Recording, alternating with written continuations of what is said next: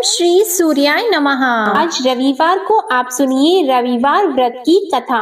प्राचीन काल में एक राजा था और एक रानी थी। उनके पास सिपाही, घोड़े, दासियां, दास, धन दौलत सब कुछ था, सिर्फ उनकी संतान नहीं थी। इसी कारण वे दोनों राजा रानी बहुत दुखी रहते थे। संतान प्राप्ति के लिए उन्होंने हर तरह के दान, धर्म, धार्मिक अनुष्ठान, जप, मंत्र, पूजा पाठ आदि सब किया, लेकिन इससे उनका कोई फायदा नहीं हुआ। जब राजा और रानी वृद्ध होने लगे तो दोनों को बहुत ही चिंता हो गई। वे दोनों सोच में पड़ गए कि अब हमारे इतने बड़े राज्य का क्या होगा, कौन बनेगा इस राज्य का वारिस, कौन लेगा प्रजा की जिम्मेदारी। राजा और रानी दिन रात इसी चिंता में घुटने लगे। उन्हें खाने और पीने की भी सुध नहीं रहती थी। तो एक सुबह राजा के दरबार में एक साधु आता है तो दासी रानी को इत्तला करती है। तब वह दासी से कहती है, ये मेरा अंतिम दान धर्म है, इसके बाद मैं अपने हाथों से कोई दान धर्म नहीं करूंगी। रानी चावल भरा छाछ हाथ में लेकर बाहर आती है और साधु की झोली में भिक्षा डालने आगे बढ़ती है तो उसके चेहरे पर छाई उद्विग्नता साधु की दृष्टि में आती है। वह उससे पूछता है कि रानी साहिबा, आपको क्या हुआ है, आपको क्यों इतनी उदासी हो गई है। तब रानी साधु को सारी हकीकत बताती है और सिसकने लगती है। उस पर वह साधु कुछ पल गंभीर हो जाता है और कहता है कि चिंता मत करो रानी साहिबा, आपकी संतान की इच्छा पूरी हो जाएगी। आपकी कोख से एक पुत्र का जन्म होगा, मात्र वह 14 साल तक ही आप लोगों को मिलेगा। इसके आगे वह जीवित नहीं रह पाएगा। इससे बढ़कर आपको कुछ देना मेरे लिए संभव नहीं है। अपनी बात पूरी करते उसने अपनी झोली में हाथ डाला। झोली में हाथ डालकर थोड़ी सी भभूत निकालकर उसने रानी को दी और कहा, आप और महाराज दोनों इसे बांटकर ग्रहण कर लेना, तुम्हें जल्द ही पुत्र की प्राप्ति होगी। और वह साधु अपनी राह को चला गया। उसके जाने के बाद रानी सोचने लगी कि 14 साल तो 14 साल ही सही, उतने समय के लिए हमें पुत्र तो मिलेगा, यही काफी है। उतने साल तक मैं उसे जी जान से बड़ा करूंगी, उसे ढेर सारा प्यार और दुलार करूंगी, अपनी संतान की मुराद पूरी करूंगी। उस रात अपना सारा राज गाज खत्म करके राजा जब रानी के महल में गए तो रानी ने राजा को सारी बात बता दी और साधु की दी हुई भभूत राजा को दिखाकर बोली कि साधु महाराज ने ये भभूत हम दोनों को ग्रहण करने के लिए दी है। राजा बोले, इतना दान और धर्म किया, जप और तप किया, उसका कोई फल नहीं मिला। अब इस भभूत से हमें क्या संतान प्राप्त होगी। उस पर रानी बोली, जब इतना सब कुछ कर लिया तो अब ये भी सही, क्यों हम उस साधु के क्रोध को बुलावा दें। राजा को अब किसी बात पर विश्वास नहीं था, पर रानी को दुख ना पहुँचे इसलिए वह राजी हो गया।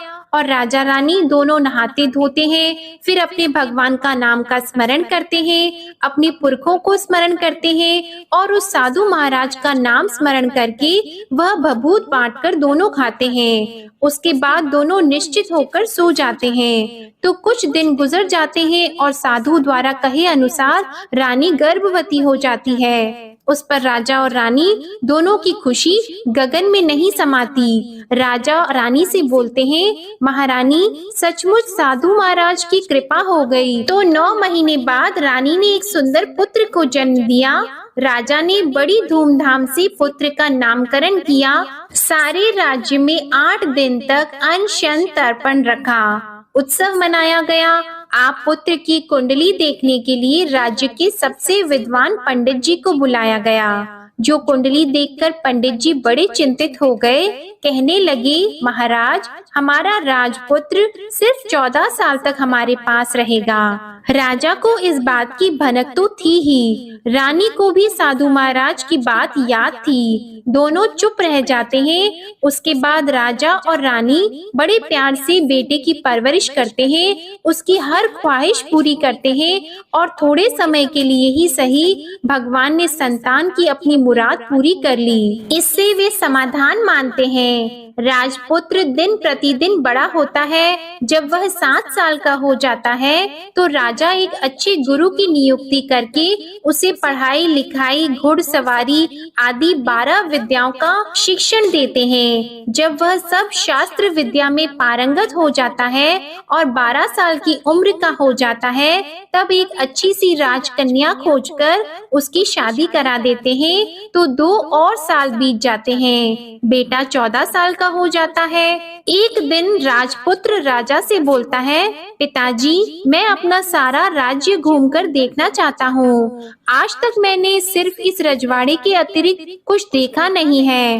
बेटे की बात सुनकर राजा चिंतित हो जाते हैं, क्योंकि पुत्र को 14वां साल शुरू हुआ ही था। अब कोई अनहोनी होने का वक्त नजदीक आ पहुंचा था, लेकिन राजा यह सब बातें पुत्र को बता नहीं सकता था। राजा अपने चेहरे पर खुशी लाकर बेटे से कहता है कि हाँ, जरूर जाओ बेटा, तुम्हें अपना सारा राज्य घूमकर देखना चाहिए। कहाँ क्या है ये सब जानना चाहिए। कल मेरे बाद तुम ही को तो राजा बनना है। मात्र एक बात का ध्यान रखें, तुम जहाँ जा रहे हो, क्या कर रहे हो, ये बात अपनी पत्नी को नहीं बताना। पुत्र कहता है, ठीक है पिताजी, आपने जो कहा है मैं वैसा ही करूँगा। राजपुत्र दिन भर अपनी पत्नी के साथ रहता है, खुशियाँ मनाता है और रात को 12 बजे वह उठकर बाहर चला जाता है। फिर सुबह होने से पहले वापस अपने महल में आकर सो जाता है। ऐसा बहुत दिनों तक चलता रहा और पुत्र का 14वां साल खत्म होने में कुछ ही दिन बाकी रहे थे।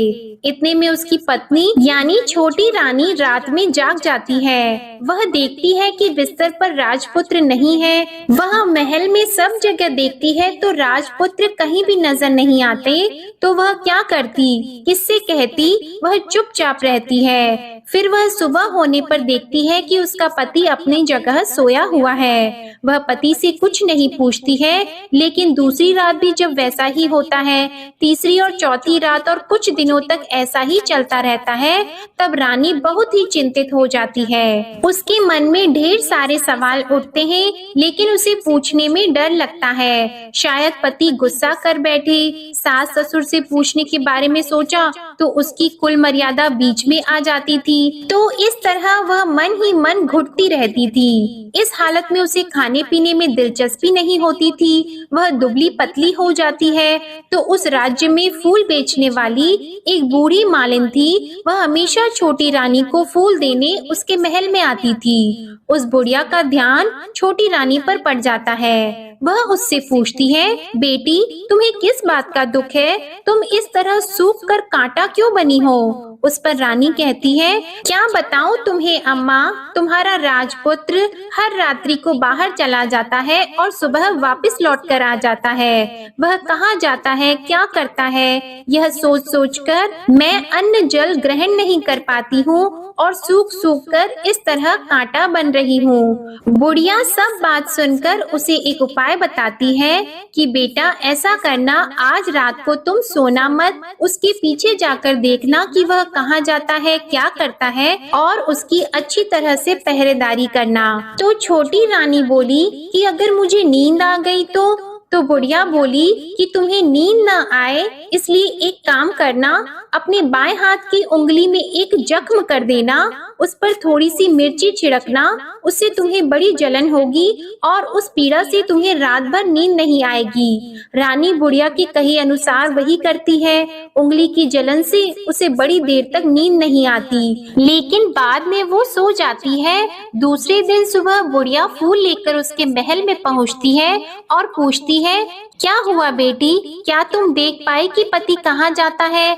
रानी कहती है, नहीं अम्मा, पहले कुछ समय जलन के कारण मुझे नींद नहीं आई, पर कुछ देर के पश्चात मैं सो गई। बुढ़िया कहती है, कोई बात नहीं, आज तुम उंगली पर पहले से थोड़ा बड़ा जख्म करना और ज्यादा मिर्च लगाना। तो रानी ने वैसा ही किया, परंतु वह सिर्फ पति को बाहर निकलते हुए देख पाती है, उसके पीछे नहीं जा सकती क्योंकि उसे फिर से नींद आ जाती है। दूसरे दिन सुबह बुढ़िया आती है तो उसके पूछने से पहले ही रानी रोककर कहती है, अम्मा, मैं आज भी उसकी पहरेदारी ठीक तरह से नहीं कर पाई। बुढ़िया कहती है, रोना नहीं बेटी, सब कुछ ठीक हो जाएगा। तुम आज रात जख्म और बड़ा करना और उस पर ज्यादा मिर्ची लगाना, और एक काम करना कि जब वह जाने के लिए निकलता है तब उसका रास्ता रोकना। बुढ़िया ने जैसा बताया रानी ने वैसा ही किया। आज रात उसे नींद नहीं आती है। पति जब रात को महल से निकलने के लिए चलने लगता है तो वह बुढ़िया ने जैसा बताया वैसे ही करती है। दौड़कर जाकर पति का रास्ता रोकती है और कहती है, कहाँ जा रहे हो, किससे मिलने जा रहे हो, मुझे बताओ। राजपुत्र उसे समझाने की बहुत कोशिश करता है, देखो अगर मैंने तुम्हें यह बता दिया तो मैं तुम्हें दोबारा नहीं मिल पाऊंगा। रानी कहती है, कोई बात नहीं, ना मिल पाओ, लेकिन आप रात के समय कहाँ जाते हो यह मुझे बता दो। राजपुत्र निरुपाय हो जाता है। पत्नी की जिद के आगे उसकी एक नहीं चल पाती। ठीक उसी समय उसका 14वां साल खत्म हो रहा होता है, 15वां साल लगने वाला होता है। जो होता है वह हो जाने दो, यह सोचता है और कुछ चावल मंत्रों से सिद्ध करके पत्नी को देकर कहता है कि इन चावल के दानों को हाथ की मुट्ठी में पकड़ना। पहले दाएं हाथ में पकड़े चावल मेरे ऊपर फेंकना, मैं कौन हूँ तुम्हें पता चल जाएगा। बाद में बाएं हाथ में पकड़े चावल मेरे ऊपर फेंकना, मैं जैसा था तुम्हें मिल जाऊंगा। लेकिन यदि तुम बाएं हाथ के चावल मेरे ऊपर फेंकना भूल गई तो मैं तुम्हें कभी नहीं मिल पाऊंगा। रानी ने कहा, नहीं भूलूंगी। रानी बड़े आत्मविश्वास के साथ यह कहकर दाएं हाथ में पकड़े चावल पति के ऊपर फेंक देती है तो राजपुत्र एकदम एक विशाल घोड़ा बन जाता है। एकदम उम्दा सफेद गर्दन पर लंबी अयाल देखते देखते वह तेजी से दौड़ने लगता है।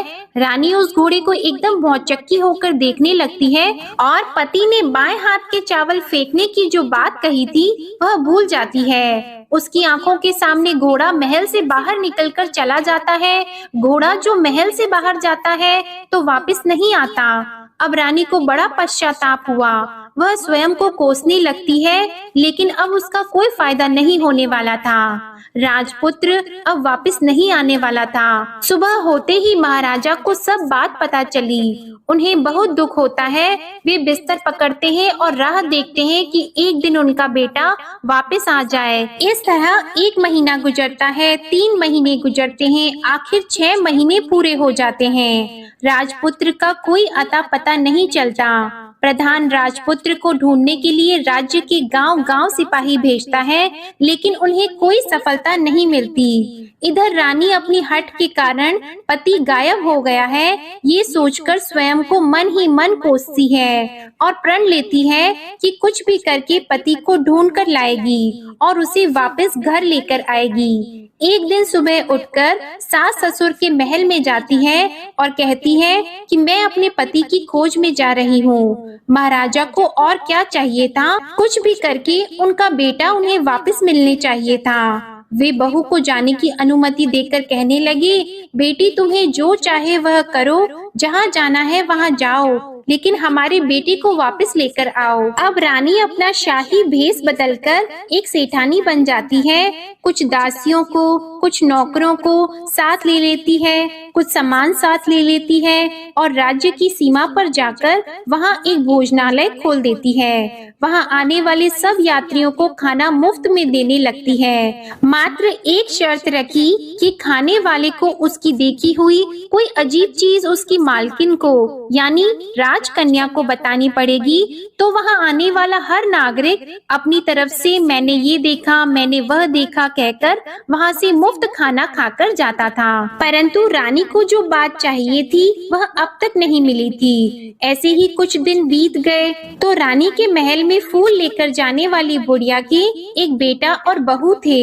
उनका एक छोटा बेटा था, यानी बुढ़िया का एक पोता था। तो बेटा और बहू सुबह काम के लिए निकलते थे, तो पोते को संभालने की जिम्मेदारी बुढ़िया पर रहती थी। दिन भर पोते को संभालती थी। एक दिन बुढ़िया को पान खाने की आदत थी, तो पान लगाने के लिए चूना चाहिए था। वह उसे तैयार करने के लिए सीपियां लेकर आई। इन सीपियों को भूनने के लिए गोबर के कंडे चाहिए थे। कंडे इकट्ठा करने के लिए वह बांस की टोकरी लेकर चरवाहे के मैदान में गई। वहाँ बहुत सारे कंडे थे। उन्हें जमा करते करते उसे घर आने में अंधेरा हो गया। इस ओर शाम होते ही काम से वापस आकर बेटा और बहू घर पहुँचे तो देखा कि बच्चा घर पर अकेला है और रो रहा है। वे दोनों गुस्से से लाल पीले हो गए। इतने में बुढ़िया घर आ पहुंची। बेटे ने पूछा, पोते को घर अकेला छोड़कर कहाँ गई थी? बुढ़िया बताने लगी कि मैं गोबर के कंडे इकट्ठा करने गई थी। इस पर बेटा बोला, दोबारा बच्चे को अकेला घर पर छोड़कर यदि कहीं गई तो मैं तुम्हें बहुत पीटूंगा। बुढ़िया कहने लगी, नहीं बेटा, फिर कभी ऐसा नहीं करूंगी। लेकिन दूसरे ही दिन बुढ़िया वह बात भूल गई और फिर चरवाहे के मैदान पर कंडे इकट्ठा करने चली गई। शाम को जब बेटा और बहू काम से वापस लौटे तो देखा कि बच्चा घर पर अकेला है और रो रहा है। अब उसके बेटे की सहन शक्ति खत्म होने लगी और बुढ़िया के वापस आने पर उसे घर से निकाल दिया। बुढ़िया रात भर घर के बाहर अंधेरे में बैठी रही और सुबह होते ही हाथ में टोकरी लेकर कंडे इकट्ठा करने के लिए निकल गई। उस दिन उस पर कंडे इकट्ठा करने का मानो पागलपन सवार हो गया था। कंडे इकट्ठा करते करते जब अंधेरा हो गया उसे मालूम ही नहीं चला। उसे जब ध्यान आया तो गांव का रास्ता भी ठीक तरह से दिखाई नहीं दे रहा था। वह अंधेरे में आंखें फाड़कर देखती देखती किसी तरह आगे निकल पड़ी तो एक कपिला गाय छन छन की आवाज करते गली की घंटी बजाते ठुमक कर उस मैदान पर आ गई। उसे देखकर बुढ़िया सोचने लगी कि इस गाय के पीछे पीछे जाऊंगी तो गांव तक पहुंच जाऊंगी। तब बुढ़िया उसके पीछे पीछे जाने लगी। वह गाय उस मैदान से लेकर एक एक करके 6 मैदान पार करती है। आखिर में वह 7वें मैदान तक पहुंचती है तो क्या होता है कि उस मैदान पर एक बड़ा सा पत्थर है। गाय जाकर उस पत्थर को अपना सींग मारती है। जब गाय ने सींग मारा तो वह पत्थर दूर हट गया और पाताल में नीचे जाने की सीढ़ियां दिखाई देने लगी। तब वह गाय उन सीढ़ियों से नीचे जाने लगी। बुढ़िया वह सब देख रही थी और झट से जाके गाय की पूंछ को पकड़ लिया। वह गाय के साथ नीचे पाताल में पहुंच गई और तुरंत ही गाय की पूंछ छोड़ दी और इधर उधर देखने लगी। उसने देखा कि वहाँ दीप और दिए जलते हैं और तेज रोशनी गाय के ऊपर पड़ती है और वहाँ अद्भुत घटनाएं घटने लगती है। गाय के नीचे जाते ही उसके गले में अपने आप सांकल पड़ गई और छमछम करके कोई दूध आड़ी में गाय का दूध दूहने लगा। लेकिन जो भी कोई वह कर रहा है वह मात्र दिखाई नहीं दे रहा है। बुढ़िया बहुत घबरा गई, कहाँ आकर फंस गई यह सोचने लगी और यहाँ वहाँ छिपने के लिए जगह ढूंढने लगी। लेकिन उसे कहीं भी जगह नहीं मिली। हर जगह उजाला ही उजाला था। तो वह एक कोने में खड़ी हो गई और जो कुछ सामने हो रहा था उसे चुपचाप देखने लगी। उसने देखा कि वहाँ एक उम्दा सफेद घोड़ा और 2 कुंड थे। उसमें से एक कुंड में उस घोड़े ने छलांग लगाई और ऊपर आ गया और उस घोड़े को अब राजपुत्र का रूप प्राप्त हो गया। उसने दूसरे कुंड के पानी में स्नान किया, वहाँ रखे नए कपड़े पहने और नजदीक ही एक सुंदर पलंग था, उस पर आकर वह बैठ गया। उसके सामने अपने आप 5 पकवानों की थाली आ गई। दूध की एक प्याली भी आ गई, 5 सुपारी आ गई। उसके सामने एक दिया जलता रहा और राजपुत्र ने खाना खाया पानी पिया, पान सुपारी खाई और बिस्तर पर लेट जाने से पहले सूर्य देव का स्मरण करके सामने जलते हुए दिए से पूछा, हे दीपंकर, मेरे माता पिता क्या कर रहे हैं? दिया बताने लगा, बेटे के शोक में डूबे हैं। राज कौन संभाल रहा है?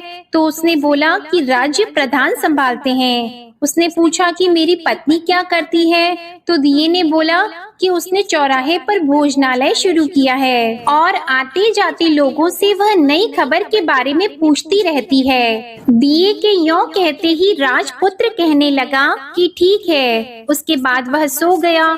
बुढ़िया कोने में खड़ी हुई सब देख रही थी। ऐसी अद्भुत घटना उसने जिंदगी में पहली बार देखी थी। उसे अंदर ही अंदर चुलबुलाहट होने लगी। वह अपनी भूख प्यास भूल गई और आगे क्या होता है कि उसे उत्सुकता से देखने लगती है। लेकिन उसके बाद और कुछ घटनाएं नहीं घटती। रात गुजर गई और सुबह हो गई। पलंग पर सोया हुआ राजपुत्र उठा और फिर से पहले वाले कुंड में छलांग लगाई। तो अब वह फिर से घोड़ा बनकर कुंड से बाहर आ गया। वह तेजी से उच्च पाताल नगरी से बाहर निकल गया, लेकिन वह कहाँ गया बुढ़िया को कुछ पता नहीं चला। उसके बाद पिछली रात की तरह कोई उस गाय को छमछम करके दूध दोहने लगा। जैसे ही दूध दोहना खत्म हुआ, उसके गले की सांकल अपने आप खुल गई और वह गाय तेजी से ऊपर जाने लगी, सीढ़ियों की ओर भागने लगी। गाय को दौड़ता देखकर बुढ़िया सोचने लगी कि अब गाय के साथ यहाँ से ऊपर जाना ही समझदारी होगी, नहीं तो कोई मुसीबत आकर उसके ऊपर टपक जाएगी। झट से उसने गाय की पूंछ पकड़ ली और गाय के साथ ऊपर आ गई। गाय जब मैदान में पहुंची तो उस सुरंग का रास्ता अपने आप बंद हो गया और उसके मुंह पर एक बड़ा सा पत्थर पहले की तरह खड़ा हो गया। ऊपर आकर वह गाय जंगल की ओर निकल गई। इधर बुढ़िया एकदम बावली सी हो गई। उसने पाताल नगरी में जो कुछ देखा था वह जल्द से जल्द किसी को बताने के लिए उतावली हो गई। उसे एकदम याद आया कि नगर की सीमा पार कोई औरत भोजनालय चलाती है और नई बात बताने वालों को अच्छा खाना पीना मुफ्त में देती है। वह सोचने लगी कि क्यों न मैं ये बात उस औरत को जाकर बताऊं। यदि उसे ये बात पसंद आ गई तो बाकी जीवन खाने पीने की झंझट से मुक्ति मिल जाएगी। बुढ़िया ने मन में तय किया और तुरंत उस भोजनालय के द्वार पर टंगे नगाड़े के सामने खड़ी हो गई और जोर जोर से नगाड़ा बजाना शुरू कर दिया। नगाड़े का इस तरह शोर सुनकर मालकिन यानी छोटी रानी मन में प्रसन्न हो जाती है कि शायद कोई बड़ी बात लेकर यहाँ आया है। रानी सिपाहियों को आदेश देती है, जाइए और जो कोई आया है उसकी अच्छी तरह खातिरदारी कीजिए। आदेश पाते ही सिपाही नीचे दौड़ गए तो एक बुढ़िया नगाड़ा बजा रही थी। उन्होंने पूछा, क्यों नहीं बुढ़िया, क्या हुआ, क्यों नगाड़ा बजा रही हो? बुढ़िया बोली, कुछ नहीं बेटा, यहाँ खाना मिलता है ना, इसलिए आई हूँ। खाना चाहिए मिलेगा, लेकिन तुझे कोई नई बात बतानी पड़ेगी। हाँ बताऊंगी, एक बात मालूम है मुझे। इस पर सिपाही उसे अंदर लेकर गए। उनको मालकिन का आदेश था कि जो कोई बूढ़ा बुजुर्ग वहाँ आए उनके साथ अच्छी तरह पेश आना, उनका अच्छे से आदर सत्कार करना। तो सिपाही ने उस बुढ़िया का भरपूर आदर सत्कार किया। यह उसे बड़ी सिद्ध थाली भरकर व्यंजन परोसते हैं। बुढ़िया कुछ दिनों से भूखी थी, वह खाने पर टूट पड़ी। खाना खाने के बाद सिपाही ने उसे नई साड़ी पहनने को दी। उसके बाद उसे लेकर रानी के पास आए। बुढ़िया और रानी ने तुरंत एक दूसरे को पहचान लिया। तब रानी ने बुढ़िया से कहा कि अम्मा अब बताओ तुमने क्या नई बात देखी है? नई बात? मैंने कोई नई बात नहीं देखी है। बुढ़िया बोली, वह तो मेरे पास तुम्हें देने के लिए खाने के पैसे नहीं थे, इसलिए मैंने झूठ कहा और नगाड़ा बजाया। रानी ने कहा, अम्मा घबराना नहीं, मैं किसी को तुम्हारा नाम नहीं बताऊंगी। फिर भी बुढ़िया ने कहा कि मेरे पास कोई नई बात नहीं है। इस पर रानी ने उससे कहा, देखो अम्मा, यदि तुमने मुझे वह नई बात बताई तो जिंदगी भर मैं तुम्हारी देखभाल करूंगी और तुम्हें रानी माता की तरह रखूंगी। अब बुढ़िया बताने को तैयार हो गई। उसने जो कुछ उस चारागाह वाले मैदान पर देखा था वह सब कुछ कुंवर रानी को बता दिया। बुढ़िया की वे बातें सुनकर कुंवरनी को यकीन हो गया कि वह राजपुत्र उसी का पति है। वह तुरंत बुढ़िया से कहने लगी कि अब माँ मुझे उस जगह पर ले चलो। तब बुढ़िया बोली, नहीं बेटी, वह पाताल राज्य है, सांप है। यदि किसी ने तुम्हें देख लिया तो तुम्हारी जान खतरे में पड़ सकती है। लेकिन रानी उसकी एक भी नहीं सुनती, उसे उस जगह ले जाने के लिए हठ करने लगी। आखिर में बुढ़िया ने उसका कहना मान लिया और कहने लगी, ठीक है, मैं तुम्हें वहाँ ले जा सकती हूँ, पर आज नहीं, कल वहाँ जाना है तो शाम को ही जाना होगा। तो दूसरे दिन दोपहर को रानी बुढ़िया के साथ उस मैदान पर गई और एक जगह छुपकर गाय के आने की राह देखने लगी। दिन ढलते ही अंधेरा गिरने लगा और गाय हमेशा की तरह वहां आ गई। मैदान के उस कोने में जाकर उसने पत्थर पर सींग मारा तो छत से पत्थर हटकर वहां सुरंग में जाने का रास्ता खुल गया। गाय उस रास्ते से नीचे उतरने लगी तो बुढ़िया रानी से कहने लगी, जल्दी आगे बढ़ो, हम गाय की पूंछ पकड़कर नीचे उतरेंगे। तो दोनों गाय की पूंछ पकड़कर नीचे उतर गईं। बुढ़िया पहले जिस कोने में छिपी थी उस कोने में छिप गई। अब नीचे सब कुछ पहले जैसा घटित हो रहा था। गाय के गले में अपने आप सांकल पड़ गई। कोई अदृश्य रूप से उसका दूध दोहने लगा। एक सफेद उम्दे घोड़े ने आकर एक कुंड में छलांग लगाई तो राजपुत्र के रूप में ऊपर आया। वह राजपुत्र दूसरे कुंड में नहाने लगा। बाद में उसके सामने खाने की थाली आ गई, दूध की प्याली आ गई, पान का बीड़ा आ गया। राजपुत्र सब ग्रहण करके सोने के लिए पलंग पर गया तो सोने से पहले सूर्य देव का स्मरण करके वह दिए से पूछने लगा, दीपांकर, मेरे माता पिता क्या कर रहे हैं? तो दिया कुछ जवाब नहीं देता, बल्कि वह बुझने लगता है। तब राजपुत्र को कुछ घटित हुआ है इसका संदेह हो गया। वह उदास हो गया और जो कुछ हुआ है वह हो जाने दो ऐसा सोचकर फिर से बिस्तर पर लेट गया। अब रानी का संयम छूट गया। वह दौड़कर पति के पास गई और उसके पैर पकड़ने के लिए आगे बढ़ने लगी। राजपुत्र तुरंत ही पत्नी को पहचान गया। वह छत से पीछे हट गया और चिल्लाने लगा, नहीं नहीं, मुझे मत छूना, सर्वनाश हो जाएगा। रानी दोनों हाथ जोड़कर पति से अपनी भूल स्वीकार करने लगी। स्वामी, मुझसे भूल हो गई। मुझे आपसे नहीं पूछना चाहिए था कि आप रात को कहाँ जाते हो। मैं अपनी भूल स्वीकार करती हूँ। मुझे मेरी भूल की सजा मिल गई है। अब आप घर चलो। आपके वियोग में आपके माता पिता ने बिस्तर पकड़ लिया है। आपकी प्रजा भी बहुत दुखी है। उस पर राजपुत्र कहने लगा, वही तो एक बार तुम गलती कर बैठी हो, अब दोबारा मत करना, नहीं तो अब मैं तुम्हें जो दिख रहा हूँ वह अभी नहीं दिखूंगा। रानी अब विलाप करने लगी, जोर जोर से जमीन पर सिर पटकने लगी। राजपुत्र के मन में उसके प्रति दया उत्पन्न हो गई। वह उससे कहने लगा, यदि तुम मुझे पाना चाहती हो तो तुम्हें एक काम करना होगा। काम कठिन है लेकिन वह तुम्हें अकेले ही करना होगा। रानी ने कहा, कहो स्वामी, कितना भी कठिन काम हो मैं वह पूर्ण करूंगी। रानी कहने लगी।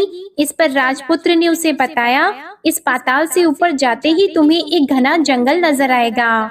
ऐसे 6 जंगल पार करने के पश्चात तुम्हें एक 7वां जंगल मिलेगा। वह जंगल सबसे घना है। उस जंगल के बीचों बीच एक पीपल का पेड़ है। उसके आसपास की जगह पत्ते, फंदे, जटाएं आदि से ढक चुकी है।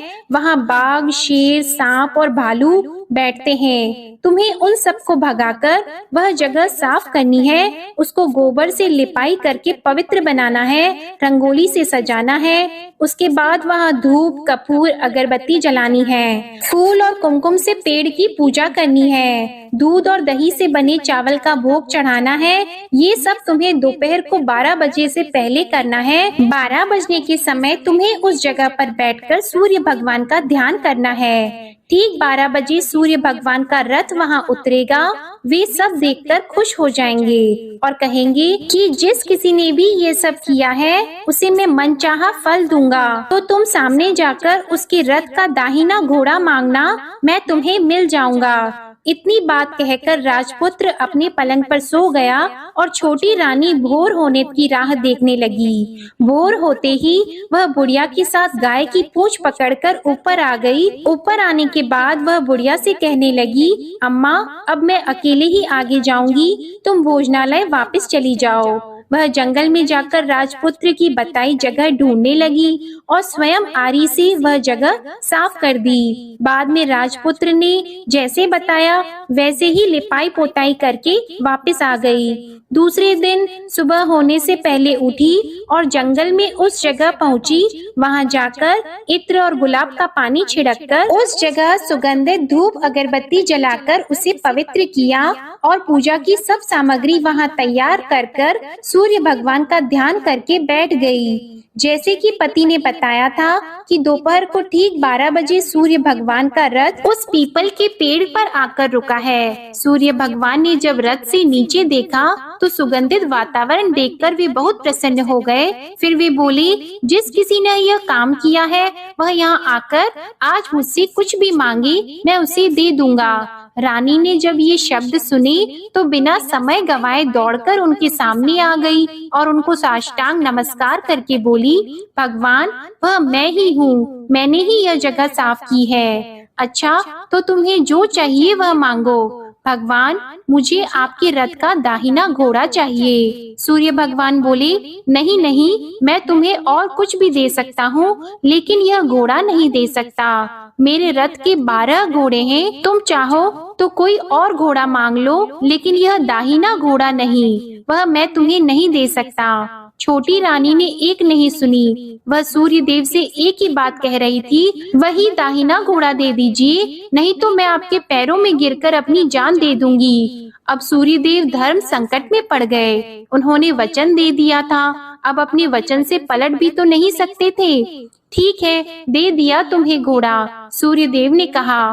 फिर एक बात और भी कही, देखो मैंने तुम्हें घोड़ा तो दे दिया है लेकिन वह तुम्हें यहाँ नहीं मिलेगा, तुम्हें उसे पाताल में जाकर लाना होगा। रानी बोली, पाताल में ही क्यों भगवान, मैं उन्हें पाने के लिए कहीं भी जा सकती हूँ। रानी को वचन देकर सूर्य देव अपने मार्ग को चले गए और इधर रानी जंगल से अपने भोजनालय में आ गई। फिर वह बुढ़िया को लेकर उस मैदान पर आ गई और जल्दी ही शाम हो गई। शाम होते ही वहाँ वह गाय आ गई और उसने सींग मारकर सुरंग का पत्थर हटाया और नीचे उतरने लगी। रानी और बुढ़िया जल्दी जल्दी उसकी पूंछ पकड़कर नीचे उतर गईं। नीचे पाताल में सब घटनाएं पहले की तरह ही घटने लगी। घोड़े का एक कुंड में नहाकर राजपुत्र बन जाना, नहा धोकर पलंग पर जाकर बैठना, तो उसे खाने की थाली, दूध की प्याली आना, पान का बीड़ा आना। लेकिन आज एक नई बात घटी। आज 2-2 थाली, 2-2 दूध की प्याली और 2-2 पान के बीड़े उसके सामने आए। वह कुछ नहीं बोला। अपने हिस्से की थाली खाकर, दूध पीकर और पान का बीड़ा चबाकर वह सोने चला गया और हमेशा की तरह दिए से पूछने लगा, दिए दिए दीपंकर, मेरे माता पिता क्या करते हैं? दिए ने बताया, वे दोनों तुम्हारे शोक में मरने की स्थिति में पहुंच गए हैं। ऐसा? झट से उसकी आंखों में आंसू टपकने लगे। फिर वह पूछने लगा, दिए दिए दीपंकर, मेरा राज्य कौन चला रहा है? तुम्हारा राज्य प्रधान चला रहा है और वह सब कुछ हड़प चुका है। वह प्रजा पर बहुत अत्याचार कर रहा है। यह सुनकर राजपुत्र को बहुत गुस्सा आया। वह गुस्से से अपनी मुट्ठी भींचने लगा। अब वह पूछने लगा, दिए दिए दीपंकर, मेरी पत्नी क्या कर रही है? अब दिया कुछ नहीं बोला और चुप रहा। अब रानी का संयम जवाब दे गया। वह दौड़कर पति के गले लग गई। अब मैं तुम्हें मिल गया। राजपुत्र कहने लगा, सच कहते हो?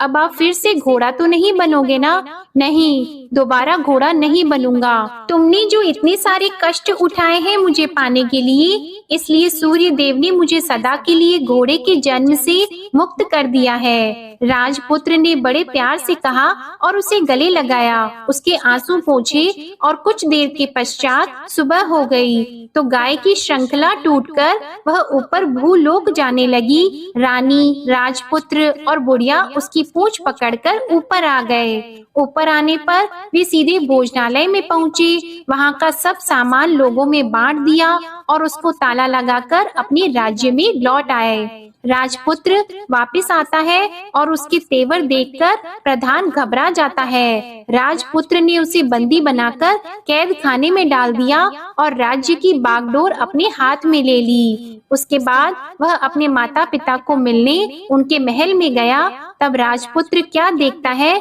कि उसके माता पिता उसके शोक में अस्थि पंजर बने हुए हैं। पुत्र को वापस आया देखकर मरणासन राजा रानी की आंखों से टप टप आंसू बहने लगे। इन दोनों ने पुत्र को गले लगा लिया, उसे प्यार से सहलाया और इतना होने के बाद उनकी सेहत में एकदम सुधार आने लगा।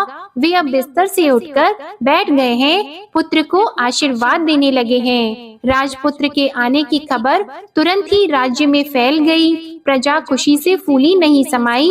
प्रजाजन राजमहल के सामने इकट्ठा हो गए। राजपुत्र ने भी उन्हें दर्शन दिए और आज से उन्हें कोई दुख नहीं पहुंचाएगा, ऐसा वचन भी दिया। अब राजा अपने पुत्र का राज्याभिषेक करके उसे सिंहासन पर बिठाता है और बहू को महारानी का दर्जा देता है और स्वयं अपनी पत्नी के साथ ईश्वर स्मरण करते खुशी से दिन बिताता है। महाराजा बना राजपुत्र अच्छी तरह से राज्य चलाने लगा और अपनी पत्नी के साथ सुख शांति से जीवन बिताने लगा। उस बुढ़िया को रानी ने अपने ही पास रख लिया और उसकी अच्छी तरह से देखभाल करने लगी। बुढ़िया और उसके बुढ़ापे के दिन खुशी से गुजरने लगे। प्रेम से बोलिए सूर्य नारायण भगवान की जय। आपको आज की कथा पसंद आए तो वीडियो को लाइक करना मत भूलिएगा, शेयर कीजिएगा, कमेंट में भगवान श्री सूर्य नारायण की जय लिखिएगा और चैनल को भी सब्सक्राइब करिएगा। इसी के साथ आप हमारे चैनल पर वैशाख मास महात्म्य की कथाएं और वैशाख स्नान की कहानियां भी जरूर सुनिएगा।